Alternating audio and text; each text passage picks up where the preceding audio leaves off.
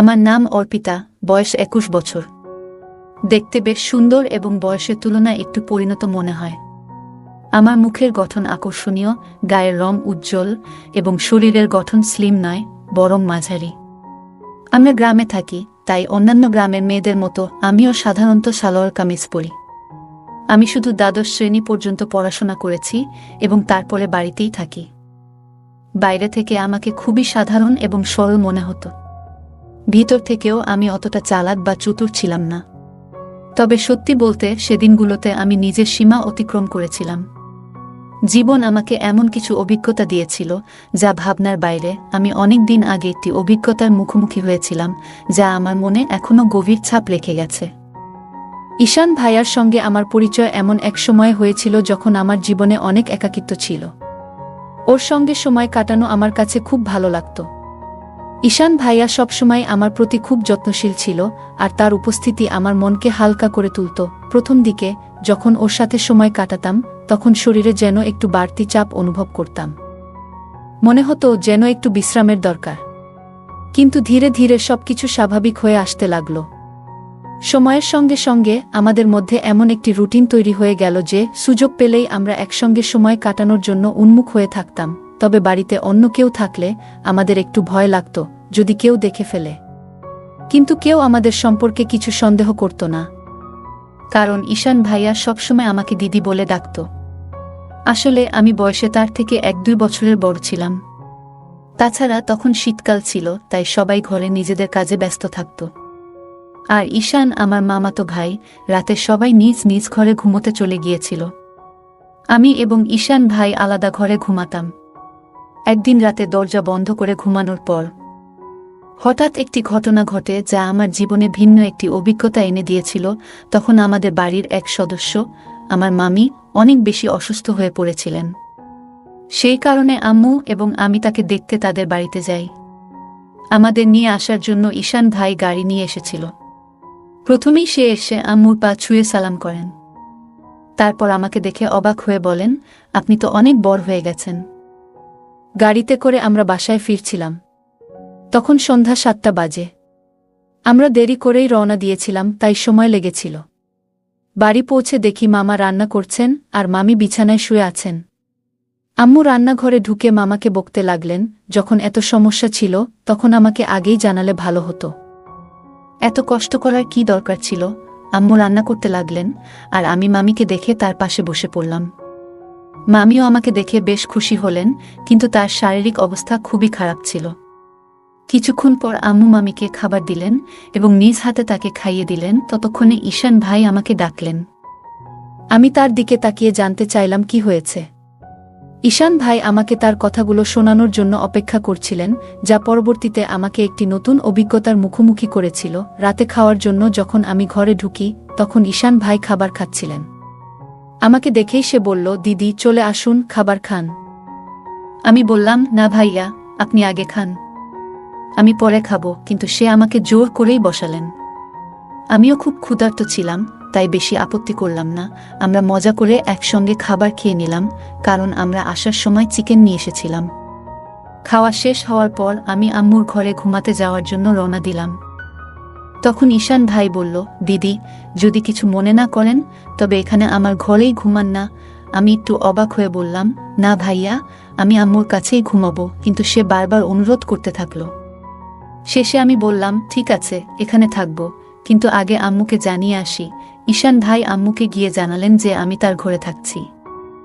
এদিকে আমি আমার সালোয়ার কামিজ বদলে ঈশান ভাইয়ের দেওয়া লোয়ার আর টি শার্ট পরে নিলাম, কারণ আমার পোশাকটা একটু বেশি টাইট ছিল। আমাকে সেই পোশাকে দেখে ঈশান ভাই হেসে বললেন, দিদি আপনাকে এই পোশাকেও অসাধারণ লাগছে, তুমি এত সুন্দর কেন? আমি তাকে কিছু বললাম না, শুধু হেসে কথা ঘুরিয়ে দিলাম। এরপর আমি চাদর গায়ে দিয়ে বিছানায় বসে পড়লাম, আর ঈশান ভাই নিজের চারপাইতে শোয়ার ব্যবস্থা করতে লাগলেন। তখন আমি বললাম, ভাইজা, বিছানাতেই ঘুমিয়ে পড়ুন, এখানে অনেক জায়গা রয়েছে। খাওয়া দাওয়ার পর ঈশান ভাইও চাদরের মধ্যে এসে বসে পড়লেন। ঈশান ভাই ছিলেন খুবই হাসি খুশি এবং মজার মানুষ। তিনি মজার মজার কথা বলে আমাকে অনেকক্ষণ হাসালেন। কথা বলতে বলতে কখন যে রাত 11টা বেজে গেল এবং কখন যে আমি ঘুমিয়ে পড়লাম বুঝতেই পারিনি। সকালে ঘুম ভেঙে দেখি ঈশান ভাই আমার চুল নিয়ে খেলা করছেন। আমাকে দেখে তিনি হাসি মুখে বললেন, গুড মর্নিং দিদি। ঘুম কেমন হলো? আমি হাসতে হাসতে বললাম, খুব ভালো হয়েছে ভাইয়া। তারপর আমরা দুজন চাদরের মধ্যে বসে চা খেতে শুরু করলাম। সেই সময় আম্মু আমাদের জন্য গরম গরম চা নিয়ে এসেছিলেন। সকালটা খুবই ঠান্ডা ছিল, তাই চাদরের মধ্যেই চা খাওয়া হলো। ঈশান ভাই তখন বারবার আমার দিকে তাকাচ্ছিলেন। আমি হাসি মুখে জিজ্ঞেস করলাম, কি ভাইয়া, এমন করে তাকিয়ে আছেন কেন? তিনি মজা করে বললেন, আপনার চোখ দুটো খুব বড় এবং সুন্দর। সত্যি বলতে দিদি, আপনার চোখের দিকে তাকালে মন ভালো হয়ে যায়। আমি মজা করে তাকে জিজ্ঞেস করলাম, সকালে আমি যখন ঘুমিয়েছিলাম তখন তুমি কি করছিলে? তিনি একটু হেসে বললেন, কিছু না দিদি, আপনার চুল ঠিক করছিলাম। ঈশান ভাই দেখতে বেশ সুদর্শন ছিলেন। তার মুখে তখনও দাড়ি গোঁফ আসেনি। তার ত্বক খুবই পরিষ্কার ছিল এবং আমার চেয়ে সামান্য কম লম্বা ছিলেন। তার এমন কিছু আচরণ মাঝে মাঝে আমাকে একটু অবাক করত। সকালটা বেশ ব্যস্ততার মধ্যে শুরু হয়েছিল। আম্মু ঘরের কাজকর্ম নিয়ে ব্যস্ত ছিলেন আর মামা কাজের জন্য তৈরি হচ্ছিলেন। আমি আম্মুর কাজে সাহায্য করতে লাগলাম। এর মধ্যেই মামা খাওয়ার প্যাকেট নিয়ে কাজে বেরিয়ে গেলেন। আমার সকালে স্নান করার অভ্যাস অনেক দিনের, তাই প্রতিদিনের মতো আমি স্নান করতে বাথরুমের দিকে যাচ্ছিলাম। কিন্তু আমি জানতাম না যে ঈশান ভাইও এই সময় স্নান করেন। বাথরুমের দরজা খোলার সঙ্গে সঙ্গে আমি লজ্জায় লাল হয়ে গেলাম এবং দ্রুত নিজের ঘরে ফিরে এলাম। ঈশান ভাই তখন স্নানে ব্যস্ত ছিলেন। তার মুখে সাবান ছিল এবং তিনি আমাকে দেখতেও পাননি। কিন্তু আমি এতটাই লজ্জা পেয়ে গিয়েছিলাম যে সেই দৃশ্য বারবার আমার মনে ভেসে উঠছিল। আমি ঘরে বসে নিজের মতো করে কিছু একটা ভাবছিলাম আর একা একাই হাসছিলাম। ঠিক তখনই ঈশান ভাই স্নান সেরে ঘরে এলেন। আমাকে একা একা হাসতে দেখে তিনি মজা করে বললেন, কি হলো দিদি, আজ তো বেশ খুশি লাগছে। ঈশান ভাইয়ের কথা শুনে আমি একটু চুপ হয়ে গেলাম এবং বললাম, না ভাইজা, তেমন কিছু না, আপনার কথাই ভাবছিলাম। তিনি ফোন চালাতে চালাতে পাশে বসে বললেন, আমার ব্যাপারে এমন কি ভাবছিলে যে এত হাসি পাচ্ছে? আমি একটু হেসে বললাম, না ভাইজা, থাক, এটা বলার মতো কিছু নয়। কিন্তু ঈশান ভাই তখন জিদ ধরে বসলেন, না দিদি, বলো না, না বললে আমি ভুল কিছু মনে করব। তখন আমি বললাম, প্লিজ ভাইজা, এটা নিয়ে আর কিছু ভাববেন না। এরপর আমি তাড়াতাড়ি উঠে স্নানে চলে গেলাম। স্নান সেরে আমি নিচে হাফ প্যান্ট আর টপ পরে ফিরলাম। তখনও ঈশান ভাই সেখানেই বসেছিলেন। স্নানের সময় আমি চুলও ধুয়েছিলাম, তাই ঘরে ফিরে চুল শুকোচ্ছিলাম।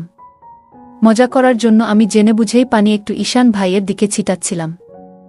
এটা দেখে হঠাৎ ঈশান ভাই উঠে দাঁড়ালেন এবং আমার চুল ধরে আমাকে বিছানায় বসিয়ে দিলেন। তার আচরণে আমি রাগ করে উঠে বললাম, এটা কি হচ্ছে ঈশান? রাগের বশে আমি তার হাতে একটি মৃদু আঘাত করলাম। এরপর ঈশান ভাই কোনো কথা না বলে চুপচাপ ঘর থেকে বেরিয়ে গেলেন। তার এই আচরণে আমিও কিছুটা হতবাক হয়ে গেলাম। আমার মনে খুব আফসোস হচ্ছিল যে হয়তো আমাকে এটা করা উচিত ছিল না। কিন্তু আমি জানতাম ঈশান ভাই যা করতে যাচ্ছিলেন তাতে যদি আমি তাকে থামাতে কোনো পদক্ষেপ না নিতাম তবে হয়তো তিনি থামতেন না। এরপর আমি তাড়াতাড়ি নিজের চুল ঠিক করলাম এবং গোসল করে আম্মুর কাছে চলে গেলাম। আম্মু শুধু মামির কথা ভাবছিলেন। তিনি ওনার জন্য ওষুধ দেখিয়ে দিয়েছিলেন, গোসল করিয়ে দিয়েছিলেন এবং খাবারও প্রস্তুত করে রেখেছিলেন। তখন আম্মু বললেন, তাড়াতাড়ি ঈশানকে ডেকে আনো, সে গরম গরম খাবার খেয়ে নিক, পরে খাবার ঠান্ডা হয়ে যাবে। আমিও জানতাম যে ঈশান ভাই আমার উপর রেগে আছেন। যখন আমি তাকে ডাকতে গেলাম, দেখলাম তিনি ছাদের উপর আছেন। ঈশান ভাই ছাদের উপর বসে ফোনে কিছু দেখছিলেন। আমি পেছন থেকে ডাক দিলাম, ভাইয়া, নিচে চলে আসো। আম্মু খাবারের জন্য ডাকছেন, কিন্তু তিনি কোনো উত্তর দিলেন না। তখন আমি আরও কাছে গিয়ে তার কাছে সরি বলতে লাগলাম, ভাইয়া, দয়া করে আমাকে ক্ষমা করে দাও, রাগের মাথায় এমনটা করে ফেলেছি। তবু তিনি চুপ করে থাকলেন এবং আমাকে উপেক্ষা করতে লাগলেন। আমি আরও কাছে গিয়ে তার হাত ধরে বললাম, ভাইয়া, ভুলটা শুধু আমার নয়, তোমারও। তুমি আমার চুল এত জোরে টেনে ধরেছিলে, তাই আমার রাগ উঠে গিয়েছিল। এতে এত রেগে থাকার কি হলো? প্লিজ, রাগ ভেঙে ফেলো। এটা শুনে ঈশান ভাই রাগ করে তার হাত সরিয়ে উঠে দাঁড়ালেন। আমার চোখে পানি এসে গেল। আমি প্রায় কান্নার স্বরে বললাম, ভাইয়া, প্লিজ, এতটাও রাগ করো না। যদি সেই চরের কথাই হয় তাহলে একটা নয়, আমাকে দুটো চর মেরে দাও। কিন্তু এমন চুপচাপ থেকো না। আমার চোখে পানি দেখে তিনি ধীরে ধীরে বললেন, আচ্ছা ঠিক আছে, কেঁদো না। তুমি কাঁদলে মোটেও ভালো লাগো না। কিন্তু তোমার হাত তোলাটা ঠিক হয়নি। ঠিক আছে, এবার নেম চলো, খাবার খাই। আমি আবার বললাম, তুমি আগে বলো যে তুমি আমাকে মাফ করে দিয়েছ। ভাইয়া হেসে বললেন, এই যে, এবার থামো। খুব বেশি মাফ চেয়ে ফেলেছ। এটা এত বড় ব্যাপারও নয়। চলো তাড়াতাড়ি নিচে যাই। আমরা দুজন নেমে আসার পর যখন আমরা নিচে গেলাম, আম্মু এবং মামি ইতিমধ্যেই খেয়ে নিয়েছেন।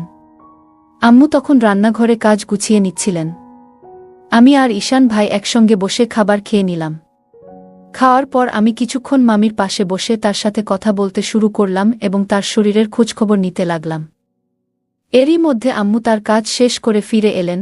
আম্মু এসে বললেন, আমি আর তোমার মামি পাশের বাড়ির আন্টির সাথে দেখা করে আসি। একটু হাঁটাহাঁটিও হবে। ততক্ষণ তুমি বাসায় থাকো। ঈশানকেও বলে দিয়েছি যেন কোথাও না যায়। আমরা অল্প সময়ে ফিরে আসব। এরপর আম্মু মামিকে নিয়ে বেরিয়ে গেলেন আর আমি মামির ঘর গুছাতে শুরু করলাম। তখন ঈশান ভাইও সেখানে এসে মজা করতে লাগলেন। আমি তাকে বললাম, ভাইয়া প্লিজ একটা জিনিস এনে দাও। ঈশান ভাই বললেন, বলো দিদি, কি আনবো? তোমার কি ভালো লাগে? তখন আমি বললাম, আমার জন্য একটু চকলেট এনে দাও। চকলেট আমার খুব পছন্দ। ঈশান ভাই মুচকি হেসে বললেন, ঠিক আছে, তুমি ঘর পরিষ্কার করো, আমি চকলেট নিয়ে আসি। ঈশান ভাই চকলেট আনতে বেরিয়ে গেলেন আর আমি আবার ঘর পরিষ্কার করতে শুরু করলাম। ঘর গুছানোর সময় আমি যখন মামির আলমারি খুললাম, তখন দেখলাম সেখানে মামির মেকআপের অনেক জিনিস রাখা আছে। সাজগোজ করার প্রতি আমার ভীষণ আগ্রহ থাকায় সেগুলো দেখেই আমার মন নেচে উঠল। সময় কাটানোর জন্য আমি মামির সাজগোজের জিনিসপত্র নিয়ে তৈরি হতে শুরু করলাম। একটু একটু মেকআপ করলাম, তারপর মামির ঝুমকা আর গয়না পরে নিলাম। আলমারির উপর দিকে ঝুলিয়ে রাখা মামির শাড়িগুলোর মধ্যে একটি লাল শাড়ি বের করলাম এবং তা পরতে শুরু করলাম। যখন ঈশান ভাই চকলেট নিয়ে ফিরে এলেন, আমি তখন পুরোপুরি সেজেগুজে একেবারে নতুন বউয়ের মতো তৈরি। চুল খুলে নিয়েছি, লিপস্টিক লাগিয়েছি আর হাতে চুড়িও পরেছি। ঈশান ভাই যখন ঘরে ঢুকলেন, আমাকে এমন সাজে দেখে একদম হতভম্ব হয়ে গেলেন। তার মুখ থেকে শুধু বের হলো, দিদি তুমি তো অসাধারণ দেখাচ্ছ। আমি তার কাছ থেকে চকলেট নিয়ে বিছানায় বসে খেতে শুরু করলাম। ঈশান ভাইও পাশে বসে গেলেন আর তার চোখ আমার উপর থেকে সরছিল না। তখন আমি বললাম, ভাইয়া এত তাকিয়ে থেকো না, এতে আমি অস্বস্তি বোধ করছি। ঈশান ভাই হেসে বললেন, কি করব দিদি, তোমার উপর থেকে চোখ সরানোর মনই হচ্ছে না। তুমি শাড়িতে এত সুন্দর দেখাচ্ছ যে মনে হচ্ছে যেন সত্যি কোনো পরী। এরপর মজা করে বললেন, মন চাইছে তোমাকে বউ বানিয়ে ফেলি। আমি বুঝতে পারছিলাম সে মুহূর্তে তার মনে কি চলছিল, কিন্তু আমি হালকা হাসি দিয়ে বিষয়টি অন্যদিকে ঘুরিয়ে দিলাম। আমি মজা করে ঈশান ভাইকে বললাম, তাহলে আর থেমে কেন? বলো, আমাকে স্ত্রী বানিয়ে কি করবে? ঈশান ভাই একটু হেসে বললেন, থাক দিদি, জানি তুমি ইচ্ছে করেই ভান করছো। আমি তখন বললাম, তুমি কি তাহলে তোমার দিদিরই সুযোগ নিতে চাও? জানো, যদি আম্মু জান বা মামা জানতে পারেন আমাদের কি অবস্থা হবে? ভাইয়া বললেন, দিদি এত ভাবনার কিছু নেই, আমরা তো ঘরেই আছি, আর কেউ জানতে পারবে না। তুমি শুধু একটা বার হ্যাঁ বলো, আমি সব সামলে নেব। আমি মুচকি হেসে বললাম, তাহলে আগে বলো, তুমি কি আমার এই শাড়ি দেখে এত কথা বলছো, নাকি আগে থেকেই এমন ভাবনা ছিল? ঈশান ভাই হেসে বললেন, সত্যি বলতে তুমি যখন এসেছ তখন থেকেই মনে হচ্ছিল তুমি যদি একবার রাজি হও সব সহজ হয়ে যাবে। আমি মজা করে বললাম, ঠিক আছে, যখন তুমি চাও আমি তোমার কথা শুনি, তাহলে তোমার দায়িত্ব ভালো করে পালন করো। এই কথায় ভাইয়া খুব খুশি হয়ে বলল, ধন্যবাদ দিদি, জানতাম তুমি আমাকে না করবে না, তুমি সত্যিই সেরা। আমি বললাম, থামো তো, এত প্রশংসা করার দরকার নেই। আর সন্ধ্যায় আমার জন্য চকলেট আনতে ভুলবে না। ভাইয়া বলল, ঠিক আছে দিদি, যা চাইবে সব আনব, একটু অপেক্ষা করো। ঈশান ভাই বেরিয়ে যাওয়ার পর আমি একটু অস্বস্তি অনুভব করলাম। যখন তিনি ফিরে এলেন, আমি বললাম, ভাইয়া এই মুহূর্তে আমার একটু অসুবিধা হচ্ছে, সন্ধ্যায় এই বিষয়ে কথা বলবো, আর এখন আমাকে সময় দাও, ঠিক আছে? কিন্তু ঈশান ভাই আমার কথায় থামল না। সে শান্ত গলায় বলল, দিদি এত ভাবছ কেন? ভয় পাওয়ার কিছু নেই, সব ঠিক থাকবে। তবে যদি তোমার অস্বস্তি হয়। আমি মুচকি হেসে বললাম, অস্বস্তি হলে তুমি চোখ বন্ধ করে নিতে পারো, তাই না? আমিও চোখ বন্ধ করলাম। সেই মুহূর্তে ঈশান ভাই কিছু বলতে যাচ্ছিল, কিন্তু ঠিক তখনই দরজায় হঠাৎ কড়া নাড়ার শব্দ হলো। আমরা দুজনেই থমকে গেলাম। কিছুক্ষণ পর বাইরে থেকে আম্মুর গলা শোনা গেল, কেউ কি ঘরে আছো? দরজা খুলবে না? আমি সঙ্গে সঙ্গে বিছানা থেকে উঠে দাঁড়ালাম, কারণ আমি শাড়ি পরে পুরো সাজগোজ করেছিলাম আর উপরে ছিলাম মামির ঘরে। ঈশান ভাইয়েরও মেজাজ পুরো নষ্ট হয়ে গেল, কিন্তু ভাইয়ার মুখ দেখে আমার ভেতরে ভেতরে হাসি পেয়ে যাচ্ছিল। তৎক্ষণাৎ আমি ঈশান ভাইকে ঘর থেকে বের করে দিলাম, নিজেও শাড়ি খুলে নর্মাল কাপড় পরে নিলাম। তারপর আবার ঘর গুছানো শুরু করলাম।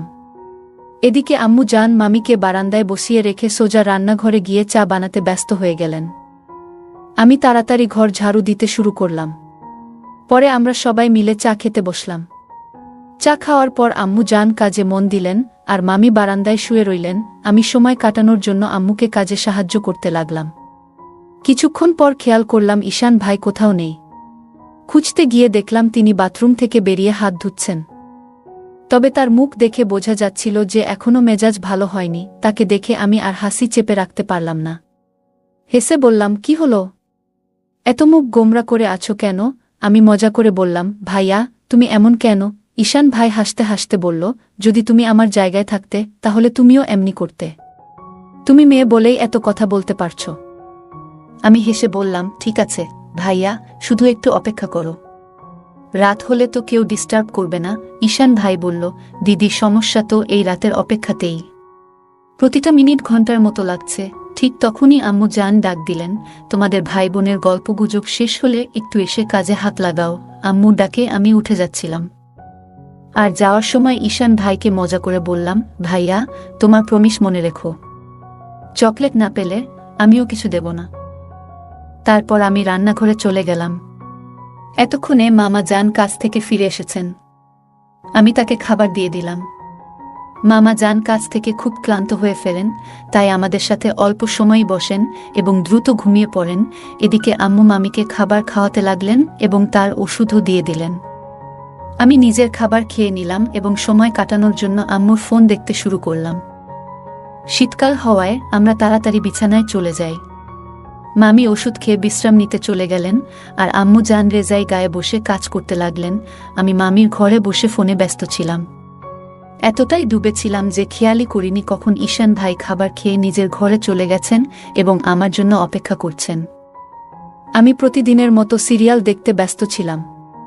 অনেকক্ষণ ধরে আমি না যাওয়ায় ঈশান ভাই নিজেই আমাকে ডাকতে এলেন। ঘরে ঢুকে ভাই বললেন, দিদি আসো, আমি অনেকক্ষণ ধরে তোমার জন্য অপেক্ষা করছি। তখন আম্মু জান বললেন, কোনো সমস্যা নেই, যদি তুমি একা ঘুমাতে চাও তবে ঘুমাও, তোমার দিদি আমার সাথে শুয়ে পড়বে। আম্মুর মুখে এমন কথা শোনা মাত্রই ভাই দ্রুত বলে উঠল, না না, আমরা তো খেলতে খেলতে ঘুমিয়ে যাব, তাছাড়া কিছুদিন পরই তো আপনারা চলে যাবেন আর না জানি কবে দেখা হবে, আর কবেই বা দিদির সাথে খেলা করতে পারবো। আমি আম্মুকে আশ্বস্ত করে বললাম, না আম্মু, আমরা ভাইয়ার কাছেই শোবো। এরপর আম্মু জান বললেন, ঠিক আছে, যেমন ইচ্ছা তোমাদের, এবং আমরা ঘরে চলে এলাম। ঘরে ঢুকেই ঈশান ভাই তাড়াতাড়ি দরজা বন্ধ করে দিলেন। আমি বুঝতে পারছিলাম যে ভাইয়া আর ধৈর্য রাখতে পারছেন না, কিন্তু তখনও আম্মু জান এবং মামি জেগেছিলেন। তাই আমি বললাম, ভাইয়া একটু ধৈর্য ধরো, সবাই ঘুমিয়ে পড়ুক, যদি কেউ আমার আওয়াজ শুনে ফেলে তাহলে বিপদ হবে। ভাইয়া বললেন, দিদি আর একটু শুনতে চাই না। ঠিক তখনই আমার মনে হলো চকলেটের কথা। আমি বললাম, ঠিক আছে ভাইয়া, কিন্তু আগে আমার চকলেটটা দাও। তখনই ভাইয়া পকেট থেকে চকলেট বের করে দিলেন। আমি চকলেট নিয়ে খেতে শুরু করলাম আর ভাইয়া পারফিউম স্প্রে করতে লাগলেন। শুরুর দিকে আমি মজা করার জন্য কিছুটা ভাব নিচ্ছিলাম, এতে আমাদের মধ্যে মিথ্যে মজার ঝগড়া শুরু হয়ে গেল। আমরা বিছানায় মজা করতে করতে লাফালাফি শুরু করি, কারণ আমাদের বয়সটা এখনো ছোট বাচ্চাদের মতোই ছিল। ঠিক তখনই আম্মু জান চিৎকার করে বললেন, অর্পিতা, অনেক খেলা হয়েছে, এবার ঘুমিয়ে পড়ো, কারণ বিছানার শব্দ তাদের ঘর পর্যন্ত পৌঁছেছিল। তখন ঈশান ভাই নিচে মাটিতে বিছানা পেতে নিলেন যাতে শব্দ বন্ধ হয়। এরপর ভাইয়া আমাকে রাত 4টা পর্যন্ত ঘুমাতে দিল না। সকালে আমাদের চোখ দেরি করেই খুলল, আর তখনই আম্মু জান দরজায় টোকা দিচ্ছিলেন। আমরা তখনও নিচে বিছানায় শুয়েছিলাম। ভাইয়া সবার আগে উঠল, রেজাই বিছানার উপরে ফেলে দিল এবং আমাকে তুলে বিছানায় বসিয়ে দিল। তারপর সে দরজা খুলতে গেল। আম্মুজান আমাদের জন্য চা নিয়ে এসেছিলেন। আমাকে দেখে তিনি বললেন, আমি তো বলেছিলাম অর্পিতা, সময় মতো ঘুমিয়ে পড়ো। এখন দেখো তোমার চোখ এখনো লাল হয়ে আছে। আমি কোনো কথা না বলে চা নিয়ে খেতে শুরু করলাম, এমনকি মুখও ধুইনি, কারণ আমার পুরো শরীর ব্যথায় ভেঙে আসছিল। এরপর আম্মুজান ভাইয়ার চা রেখে চলে গেলেন। ঈশান ভাই মুখ ধুয়ে ঘরে ফিরে এলো। তাকে দেখেই আমি রাগান্বিত স্বরে বললাম, ভাইয়া, আমি তো বলেছিলাম অল্প সময়ের জন্য, কিন্তু তুমি তো আমার কথায় কান দিলে না। এখন দেখো আমার শরীর কতটা ক্লান্ত হয়ে পড়েছে, আমি তো ঠিকভাবে দাঁড়াতেও পারছি না। যদি আম্মু এসে জানতে চান তখন আমি কি বলবো? ভাইয়া দ্রুত উত্তর দিল, দিদি দুশ্চিন্তা করো না, আমি মেডিকেল স্টোরে গিয়ে ওষুধ নিয়ে আসি। ওটা খেলে তোমার শরীর ঠিক হয়ে যাবে। এরপর টানা ৩-৪ দিন আমি তাকে নিজের কাছে আসতে দিইনি, কিন্তু এতেও তার উৎসাহ কমেনি। প্রতিদিনই সে আমার আশপাশে ঘোরাঘুরি করছিল। এমনকি এখন তো সে নিয়ম করে আমাকে চকলেটও এনে দিচ্ছে। ভাইয়া তখন আমার সব কাজ করে দিত, আমি যা চাইতাম সে হাসি মুখে করে দিত। তাই আমিও মজা নিতে শুরু করেছিলাম। কখনো তাকে দিয়ে পায়ের ব্যথা কমানোর ম্যাসাজ করাতাম, কখনো মাথার মালিশ করাতাম। মাঝে মধ্যে মজা করে তাকে হালকা মেরে দিতাম আর তার ফোনে সারা দিন সিরিয়াল দেখে কাটাতাম। ৩-৪ দিন পর ভাইয়ার আচরণ আরও বদলে গেল। সে আমার প্রতিটা কথা শুনত, তাই আমি তাকে বেশি কিছু বলতে আর না পারতাম। আমরা বাড়িতে একদিন দুপুরে একসঙ্গে বেশ আনন্দ করলাম। সেদিন বাড়িতে কেউ ছিল না। ভাইয়া পুরো দিন আমাকে কোথাও বসতে দিল না, সবসময় তার কাছে রেখেছিল। এই ঘটনার পর থেকে আমি আর ভাইয়া খুব স্বাভাবিক হয়ে গেলাম। যখনই তার ইচ্ছে হতো সে আমাকে ঘরে ডেকে নিত, আর আমিও এতে অভ্যস্ত হয়ে গিয়েছিলাম। সেসব দিনগুলো আমরা সত্যিই খুব উপভোগ করেছিলাম। কিন্তু জীবনের প্রতিটা সুখকর দিনের পর একটা খারাপ সময় আসেই, আর এই খারাপ সময়টা এলো ভাইয়ার কারণেই। ৫ দিন পর আমাদের গ্রামে ফেরার সময় হলো। মামি তখন অনেকটাই সুস্থ হয়ে গিয়েছিলেন, আর আমাদেরও সেখানে অনেক দিন হয়ে গিয়েছিল। আম্মুজান হঠাৎ করেই ফেরার সিদ্ধান্ত নিলেন। আমাকে বা মামা জানকে কিছুই জানাননি। যখন আমি আর ভাইয়া এটা জানলাম, আমাদের একেবারেই ভালো লাগেনি। তখন ভাইয়া বলল, দিদি, যাওয়ার আগে শেষবারের মতো একটু সময় দাও না। কে জানে তুমি আবার কবে আসবে। আমিও ভেতরে ভেতরে রাজি ছিলাম, কিন্তু একদিন আমাদের বাসায় সবাই ছিল, এমনকি মায়ের ভাই। আমার মামাও এসেছিলেন, কারণ তিনি আমাদের বাসস্ট্যান্ডে পৌঁছে দিতে যাচ্ছিলেন। সেই দিনটি আমার জীবনে অনেক বড় শিক্ষা দিয়ে গেছে। আমার বড় ভাইয়ের সাথে আমার কিছু ভুল বোঝাবুঝি হয়েছিল। আমি তাকে বোঝানোর চেষ্টা করছিলাম যে আমাদের আচরণে সবাই যেন বিরক্ত না হয়, কিন্তু হঠাৎ করে এমন কিছু ঘটে যায় যা আমি কখনো কল্পনাও করিনি। আমরা খুব ভুল সময়ে ভুল জায়গায় ছিলাম। এমনকি আমরা এতটাই সতর্ক ছিলাম না যে দরজাটিও ভালোভাবে বন্ধ করতে ভুলে গিয়েছিলাম। হঠাৎ মামা এসে পরিস্থিতি দেখেন। আমি ভয়ে কেঁপে উঠি এবং সঙ্গে সঙ্গে সেখান থেকে সরে যাই। মামা অনেক রাগ করেছিলেন, কিন্তু তিনি ধৈর্য ধরেছিলেন। মা এসে পুরো বিষয়টি সামলান। তিনি আমাদের ভুলগুলো বুঝিয়ে দেন এবং সেই দিনটি আমাকে অনেক বড় শিক্ষা দেয়। পরিবারের সবার ভালোবাসা এবং সহযোগিতায় আমরা পরিস্থিতি সামলে নিই। এরপর থেকে আমি নিজের ভুল থেকে শিখেছি। সেই ঘটনার পরে আমি আর কখনো এমন কিছু করতে চাইনি যা আমার পরিবারকে বিব্রত বা ক্ষতিগ্রস্ত করতে পারে। বন্ধুরা, আমাদের জীবনে ভুল হতে পারে, কিন্তু তা থেকে শিখে নেওয়া সবচেয়ে গুরুত্বপূর্ণ। আপনাদের জীবনেও যদি কখনো এমন কোনো পরিস্থিতি আসে, তাহলে সেটি সামলে নিতে চেষ্টা করবেন এবং পরিবারের সঙ্গে সব সময় খোলামেলা আলোচনা করবেন। গল্পটি আমাদের শেখায় যে যে কোনো সম্পর্কের মধ্যে সীমারেখা থাকা গুরুত্বপূর্ণ। অত্যধিক ঘনিষ্ঠতা কখনো কখনো ভুল বোঝাবুঝির কারণ হতে পারে। তাই আমাদের উচিত সব সময় নিজের এবং অন্যের স্বাচ্ছন্দ্যকে প্রাধান্য দেওয়া। পরিবারের পরিবেশ এবং সম্পর্কের প্রতি সম্মানজনক আচরণ অত্যন্ত গুরুত্বপূর্ণ। আমাদের কাজ বা আচরণ যেন পরিবারের কারো জন্য বিব্রতকর না হয় তা নিশ্চিত করা দরকার। মানুষ মাত্রই ভুল হতে পারে, কিন্তু সেই ভুল থেকে শিক্ষা নেওয়া এবং ভবিষ্যতের সঠিক সিদ্ধান্ত নেওয়া একজন ব্যক্তির পরিণত মানসিকতার পরিচয়। যে কোনো পরিস্থিতিতে সচেতন থাকা দরকার। গল্পে দরজা বন্ধ না করার ঘটনাটি একটি ছোট ভুল ছিল, কিন্তু তা বড় সমস্যার কারণ হয়ে দাঁড়ায়। এ থেকে বোঝা যায় ছোটখাটো বিষয়ে সতর্ক থাকা জীবনে বড় প্রভাব ফেলে। এই গল্পটি আমাদের শেখায় জীবনের প্রতিটি অভিজ্ঞতা থেকে কিছু না কিছু শেখার সুযোগ আছে। ভুলগুলো শুধরে নিয়ে আরও ভালো মানুষ হওয়ার জন্য সেই শিক্ষা কাজে লাগানোই সবচেয়ে গুরুত্বপূর্ণ। যদি এই বার্তাটি আপনার জীবনের সঙ্গে সম্পর্কিত মনে হয়, তবে পরিবার এবং কাছের মানুষদের সঙ্গে সময় কাটানোর সময় তাদের অনুভূতির প্রতি সম্মান দেখান। জীবনকে সুন্দর ও ইতিবাচক দৃষ্টিভঙ্গিতে দেখুন। আমার এই ছোট জীবনের অভিজ্ঞতা কেমন লাগলো জানাতে ভুলবেন না। বন্ধুরা, যদি এই গল্পটি ভালো লেগে থাকে তাহলে দয়া করে ভিডিওটি লাইক করুন এবং আমাদের চ্যানেলটি সাবস্ক্রাইব করুন। পাশে থাকা বেল আইকনটি প্রেস করুন, যাতে করে আমরা যখনই নতুন ভিডিও আপলোড করি তার নোটিফিকেশন সবার আগে আপনার কাছে পৌঁছে যায়। ধন্যবাদ। দেখা হবে আমাদের পরবর্তী ভিডিওতে।